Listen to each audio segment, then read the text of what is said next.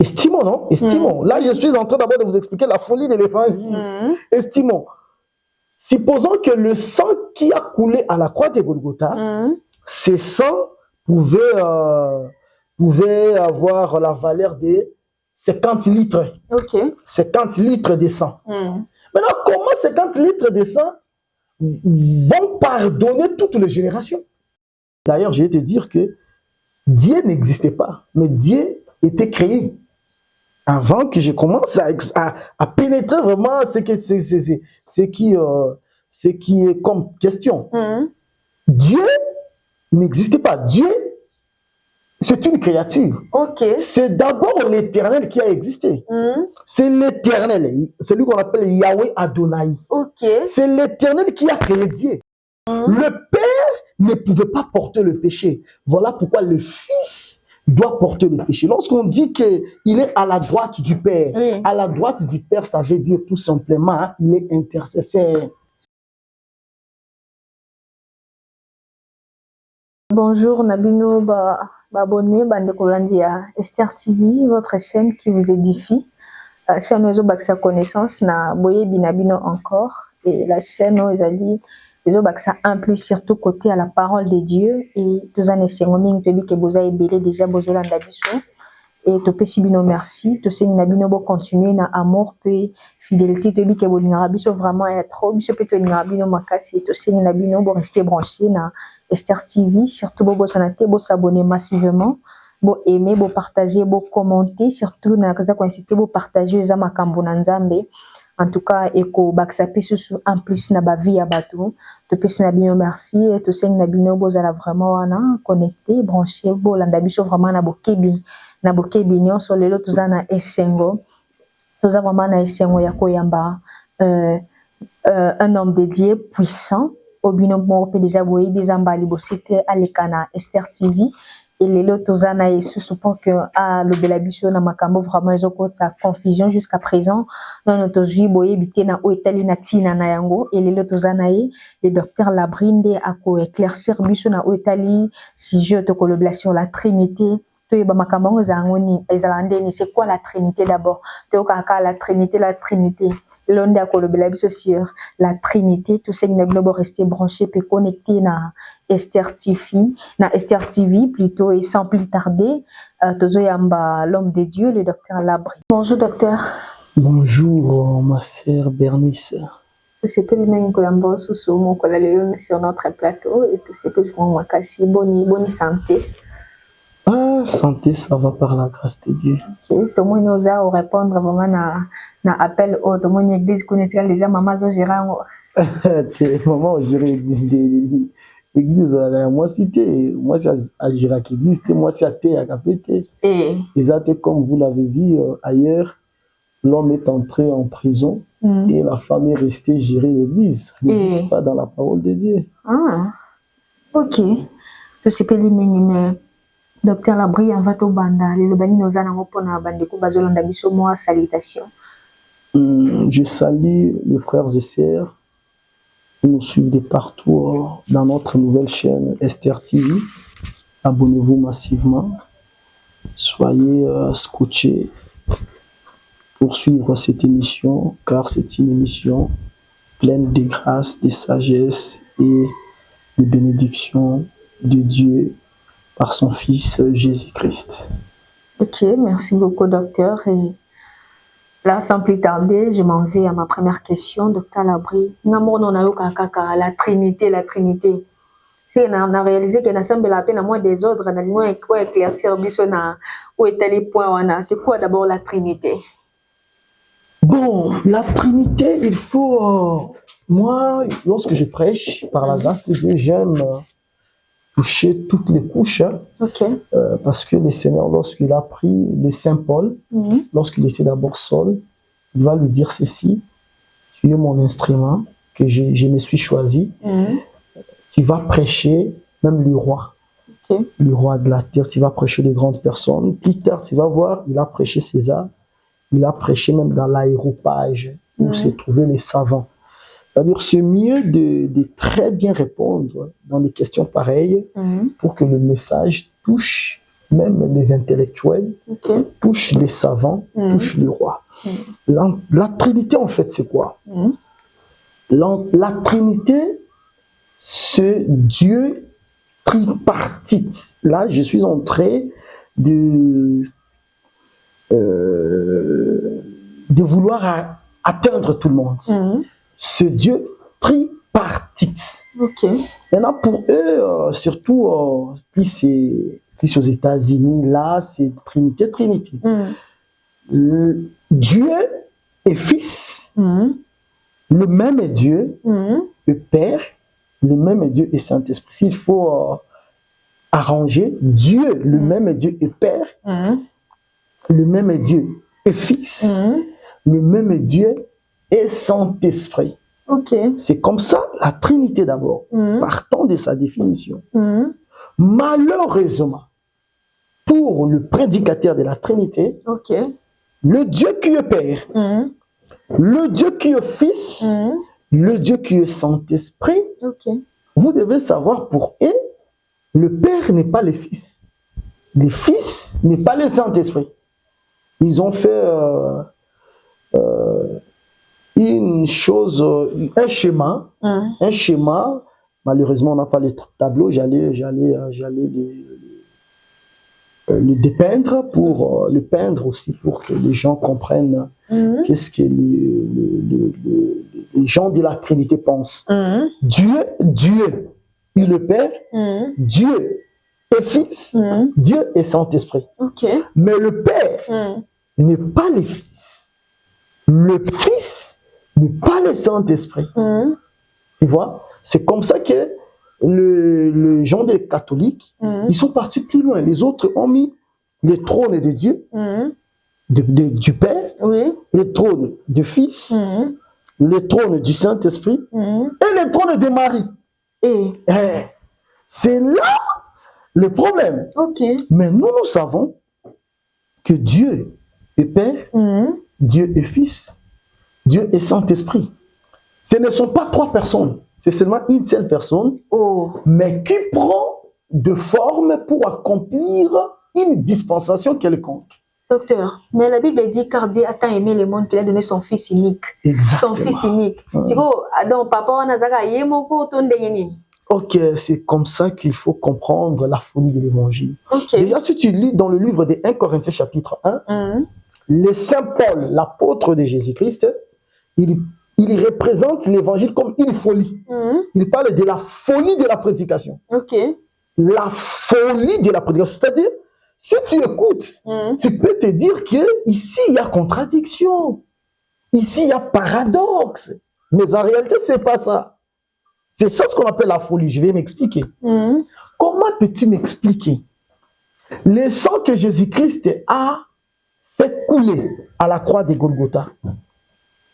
Estimons, non? Estimons. Là, je suis en train d'abord de vous expliquer la folie de l'évangile. Estimons.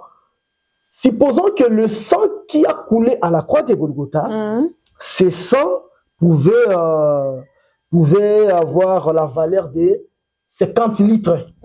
50 litres de sang. Maintenant, comment 50 litres de sang vont pardonner toutes les générations?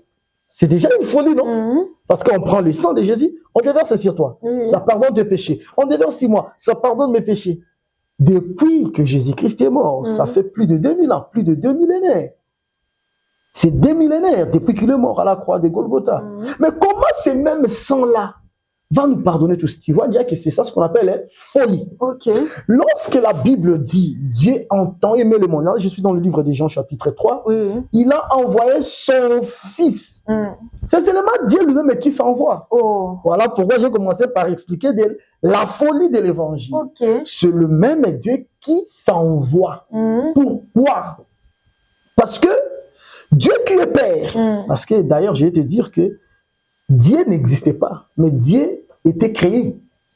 Avant que je commence à pénétrer vraiment ce qui est comme question. Dieu n'existait pas. Dieu, c'est une créature. C'est d'abord l'Éternel qui a existé. C'est l'Éternel. C'est lui qu'on appelle Yahweh Adonai. C'est l'Éternel qui a créé Dieu. Parce que selon le livre de 2 Thessaloniciens, chapitre 2, verset 4, le Saint-Livre nous définit Dieu. 2 Thessaloniciens, chapitre 2, verset 4. L'adversaire qui s'élève au-dessus de tout ce qu'on appelle Dieu ou de ce qu'on adore. Il va jusqu'à ce soir dans le temple de Dieu, se proclamant lui-même Dieu. Il s'élève au-dessus de tout ce qu'on appelle Dieu ou de tout ce qu'on adore. C'est que Dieu, c'est l'instrument de l'adoration. C'est l'ustensile de l'adoration. Dieu étant l'ustensile de l'adoration, avant que l'adoration ne commence, c'était d'abord l'Éternel. C'est l'Éternel. Lorsque l'Éternel lui-même va commencer à s'adorer, c'est là qu'il a créé Dieu. Donc, c'est qu'on a pas commis 4 personnes. Non, c'est d'abord l'Éternel. L'Éternel comme un grand ensemble. Là, il n'a pas encore formé les acteurs qui vont gérer les dispensations. Parce que le Père, le Fils, le Saint-Esprit, ce sont les acteurs qui gèrent les dispensations. Les acteurs qui gèrent les dispensations. C'est que c'est l'Éternel. Lorsque l'Éternel lui-même commence à s'adorer, parce que tu dois savoir que l'Éternel lui-même s'adore, Dieu lui-même s'adore. Voilà pourquoi tu ne peux pas t'enorgueillir pour dire que moi je vais plus prier Dieu parce qu'on m'a blâmé, parce que mon pasteur m'a reproché aux yeux du monde. Moi je vais plus prier Dieu. Ça va faire quoi, Dieu? Si toi tu ne l'adores pas, les pierres vont l'adorer. Si les pierres ne l'adorent pas, les anges vont l'adorer. Si les anges ne l'adorent pas, lui-même va s'adorer. Il est descendu sur la montagne de Sinaï. Il a commencé à proclamer son nom. Éternel, éternel, Dieu miséricordieux, compatissant. Lui-même s'adorer. S'il faut dire s'auto-adorer. Vous voyez, c'est que ici d'abord c'était l'Éternel. L'Éternel doit créer les acteurs de dispensation. C'est comme ça que l'Éternel, lorsqu'il commence à s'adorer, c'est ça Dieu. Lorsqu'il crée les anges qui l'adorent, c'est ça Dieu. Parce que Dieu veut dire l'ustensile d'adoration. Maintenant, le Dieu là, c'est ce Dieu là qui va travailler dans la création comme le Père éternel. Le Père éternel, il va créer le premier jour, le deuxième jour, jusqu'au 6e jour, et le 7e jour qui est le Shabbat, il va se reposer. Tu vois. Maintenant, Dieu Père, il jouait quel rôle? C'était pour marcher avec Israël. Et ton Père, il était comme le Père d'Israël, le pourvoyeur aux besoins d'Israël.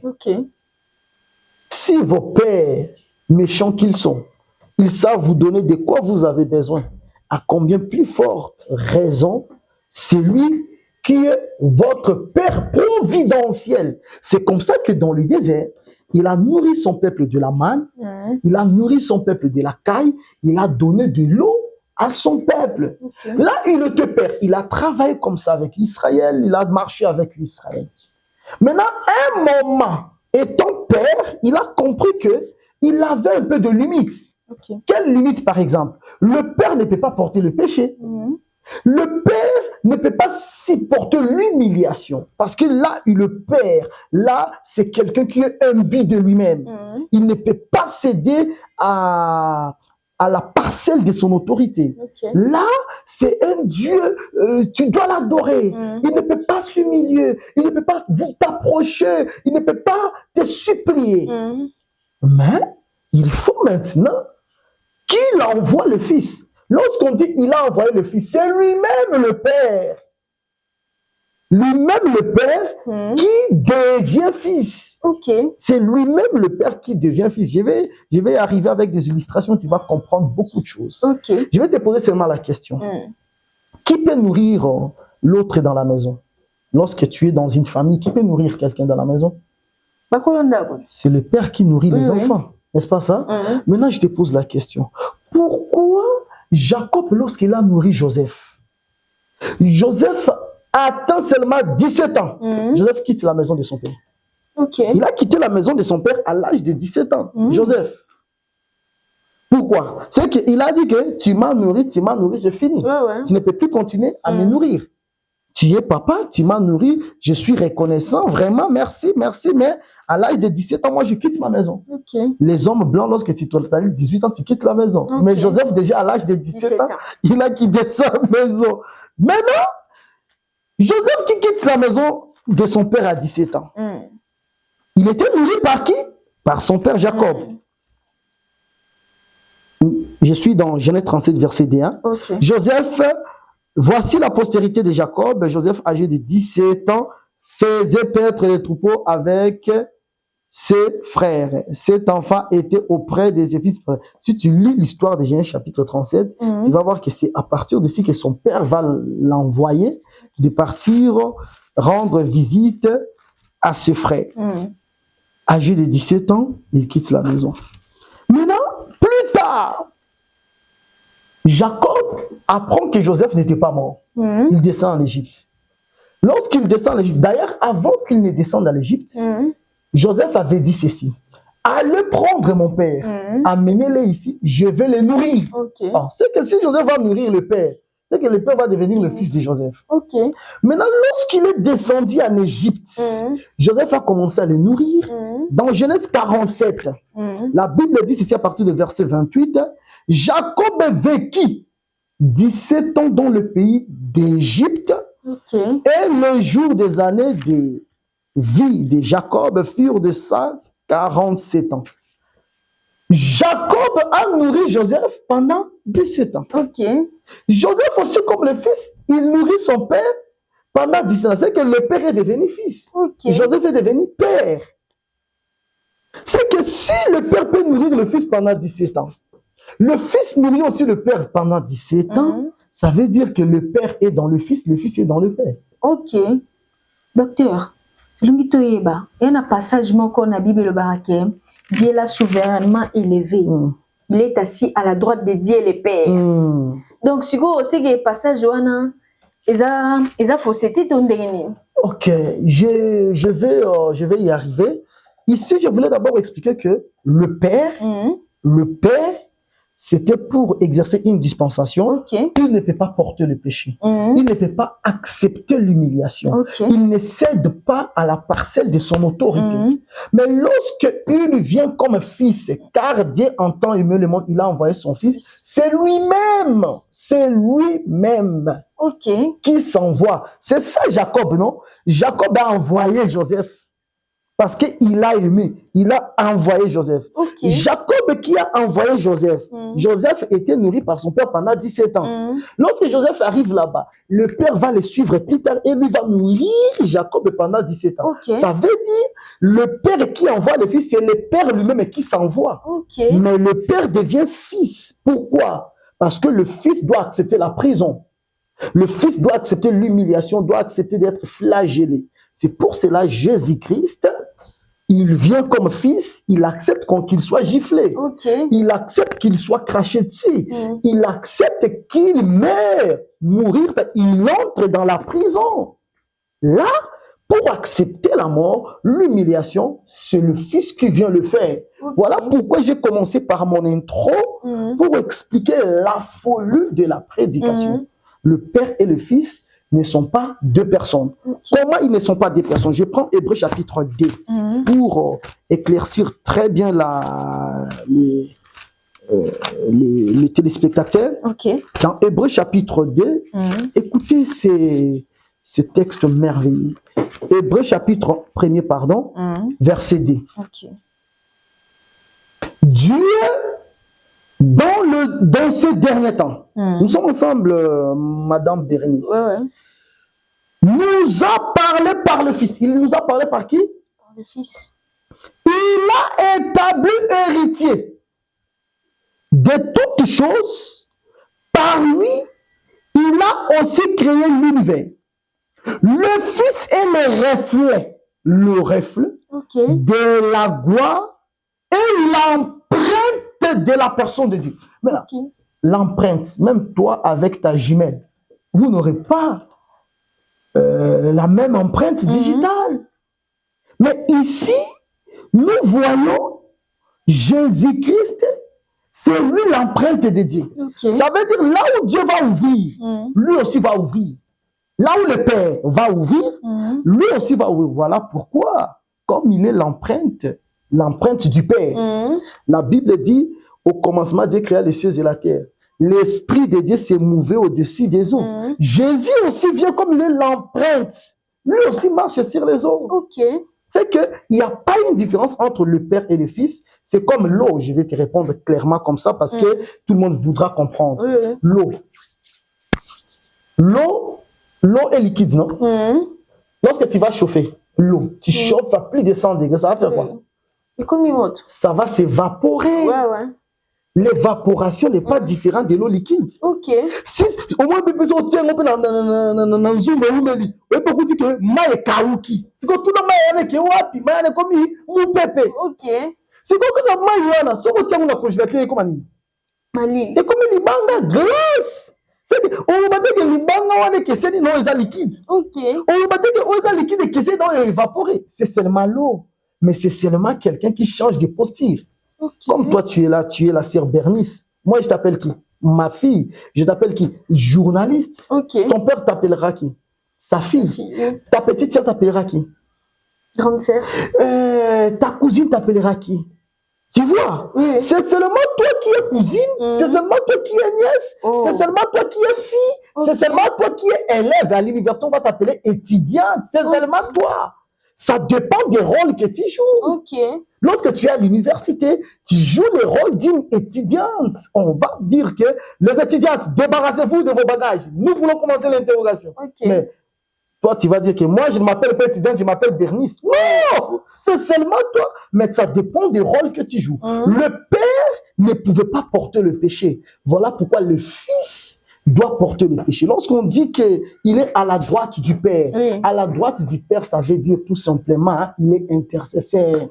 Lorsqu'il joue le rôle de l'intercession, il est intercesseur. Maintenant, tu vas m'expliquer un peu ce verset, hein, parce que ça sera très important que tu m'expliques ça. Même le téléspectateur pourrait nous aider. Apocalypse chapitre 22. Écoutez. Verset 3. Il y aura plus d'athème. Le trône de Dieu. Dieu ici, c'est le Père. Et de l'agneau. L'agneau ici, c'est le Fils. Sera dans la ville. Le trône de Dieu et de l'agneau sera dans la ville. On peut dire ça en français. Le trône de Bernice et le trône de Papa Blaise sera. On dira seront parce que c'est des trônes. Oui. Ce sont des trônes. Maintenant, comment on dit ici? Le trône de Dieu et de l'agneau sera. Voilà pourquoi il a répondu à la question de Philippe. Dans Jean chapitre 14, lorsqu'il lui pose la question, Philippe, dans verset 8, lui dit, Seigneur, montre-nous le Père. Et cela nous suffit. Jésus lui dit, il y a si longtemps que je suis avec vous, et tu ne m'as pas connu. Et qui est? Toi, tu es longtemps, tu ne m'as pas connu. Moi, je demande, montre-nous le Père. Toi, tu dis que tu es si longtemps avec nous, je ne t'ai pas connu. C'est que Jésus, c'est lui. Le Père. Jésus qui est le Père dans Matthieu chapitre 1, il est aussi le Fils. Voilà pourquoi il vient comme Emmanuel. C'est seulement une seule personne, mais qui change de veste. Ce n'est pas aujourd'hui, là, je te vois très bien habillé d'ailleurs. Très bien habillé en chemise. Demain, lorsque tu feras une émission avec moi, tu es habillé en robe. Ça va changer que ce n'est plus Bernice. Non. C'est seulement Bernice, mais qui change de costume. C'est comme ça dans Matthieu chapitre 1. Dans Matthieu 1, à partir de verset 23. Voici la Vierge sera enceinte, elle enfantera un fils. Et on lui donnera le nom d'Emmanuel, ce qui signifie Dieu avec nous. Emmanuel, c'est le Fils, non? C'est que Jésus-Christ, c'est lui le Fils ici. Mais là, on a demandé le Père. Il s'identifie encore au Père. Lui-même est Fils, lui-même est Père, lui-même est Saint-Esprit. Contrairement à ce qu'expliquent les gens qui sont en Occident. Ils disent que le Père, c'est la Trinité, c'est Dieu qui est Père, c'est Dieu qui est Fils, c'est Dieu qui est Saint-Esprit, mais le Père n'est pas Fils, le Fils n'est pas Saint-Esprit. C'est faux par rapport aux Écritures que je viens de donner. Ce C'est que lorsqu'on dit qu'il est assis à la droite du Père, c'est seulement lui, mais il est dans le rôle de l'intercesseur. Il est dans le rôle de l'avocat. Lorsque tu pèches, il regarde. Je ne sais pas que lorsqu'il regarde à la droite comme ça, il voit un Jésus là-bas. Le Père est dans son trône. Il regarde à la droite, il voit Jésus aussi assis à la droite. Déjà, on a lu en Apocalypse 22, le trône est dédié et le trône de l'agneau sera. On n'a pas dit le trône est dédié et le trône de l'agneau seront. C'est qu'il n'y a qu'un seul trône. Mais à la droite, là, ça veut dire l'intercession. C'est comme je vais vous dire, voilà pourquoi je vous avais parlé de la folie de l'évangile. Jésus-Christ est parti au ciel pour faire quoi? Pour nous préparer une place. Maintenant, toi, tu penses qu'il est parti préparer pour toi des appartements. Tu as une chambre avec des cuisines, avec des salons. Il est parti préparer pour nous une place, ça veut dire qu'il est intercesseur. Je vais te faire comprendre lorsque je prends l'exemple du roi Assyris. Le roi Assyris devait préparer la place pour Mardoché. Mais le roi Assyris, qu'est-ce qu'il devait faire? Qu'est-ce qu'Esther devait faire auprès du roi Assyris? Intercéder en faveur des Juifs. C'est ça, préparer la place. Ça veut dire intercéder. À côté du Père, c'est intercéder. C'est Esther qui intercède en faveur des Juifs. C'est comme ça. La Bible, voilà pourquoi la Bible, ou bien la parole de Dieu est trop difficile que faire un champ de maïs. C'est vraiment trop difficile. Voilà pourquoi. D'ailleurs, ces choses ne s'apprennent pas en réalité dans la théologie. Il faut que le Saint-Esprit vous enseigne. La Bible dit, mais beaucoup de la théologie, pasteur. Beaucoup de la théologie parce que on s'embrille. Mais il faut que vous docteur. C'est ça la tour de Babel. Il faut tonga. Totonga tito kome pa nzambe wana maeli na bango bomona ki bakome pa nzambe mais babosali ki baboka déjà libanga parce que tant ba tonga la omona ki ba tonga la ba brique na ba brique mais bazui libanga basali batie musika Jésus a dit la pierre qu'on rejetait ce qui bâtissait elle est devenue la principale de l'angle. Pierre n'était pas un théologien. Pierre était qui? Un pécheur, mais un pécheur rempli d'onction. C'est-à-dire, la théologie ne vous donnera jamais l'onction. La théologie, d'ailleurs, ils vont vous enseigner quoi? Ils vont vous apprendre l'éthique. Lorsque tu es avec quelqu'un, comment il faut parler. Lorsque tu es devant la caméra, il faut faire la main comme ça. Tu vois, lorsque tu fais l'émission, il faut t'habiller en veste, pas en t-shirt. C'est ça la théologie. Mais depuis qu'ils ont cherché à connaître Dieu, ils ne connaissent pas Dieu. Ils ne connaissent pas Dieu. Parce que s'ils connaissaient Dieu, ils abandonneraient les choses là. Déjà là, avec les Écritures saintes, je viens de te démontrer que le Père, c'est aussi le Fils. Je viens de te démontrer que le Père, c'est aussi le Fils. Le trône est de Dieu, le trône est de l'agneau sera. On n'a pas dit seront. Est-ce que ça, dans la théologie, on ne va pas vous apprendre ça? La théologie est l'unité. La théologie, pose-toi la question dans la Bible. Le Saint Paul, un grand théologien, il était de l'école rabbinique. Et Saint Paul était de l'école rabbinique, mais jusque-là, il n'avait pas connu Dieu. Il va croiser Dieu dans la route de Damas, dans le chemin de Damas. C'est là que Jésus-Christ va apparaître. Et il va changer même ses propres enseignements. Il était là, nous devons respecter le Shabbat. La théologie, c'est le pharisaïsme. Le fait que Jésus-Christ a condamné le pharisaïsme, nous aussi, nous condamnerons la théologie.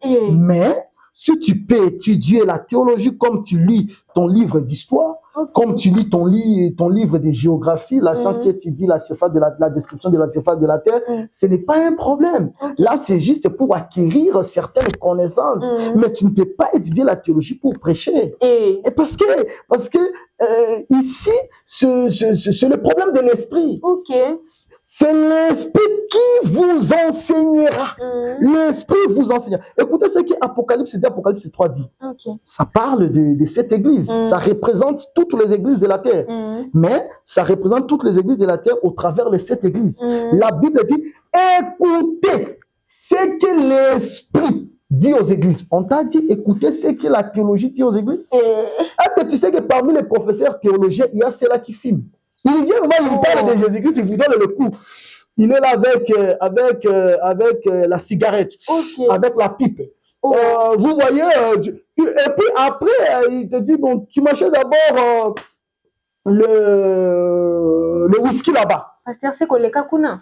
Non, nous le voyons, nous avons aussi des amis. Okay. Par exemple, j'ai une sœur qui fait la théologie pour l'instant. Elle me parle de ce qu'on leur enseigne là-bas. Okay.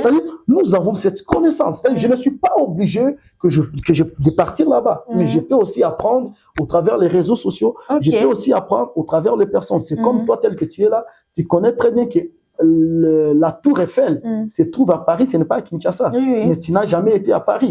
Mais tu as cette connaissance. C'est que par rapport à ce que je suis en train de dire, ce sont des réalités vraies. Il y a des théologiens qui sont des fumeurs de chanvre, des fumeurs de cigarettes, parce que c'est la science, tu ne peux pas les condamner. Lui vient déposer la science.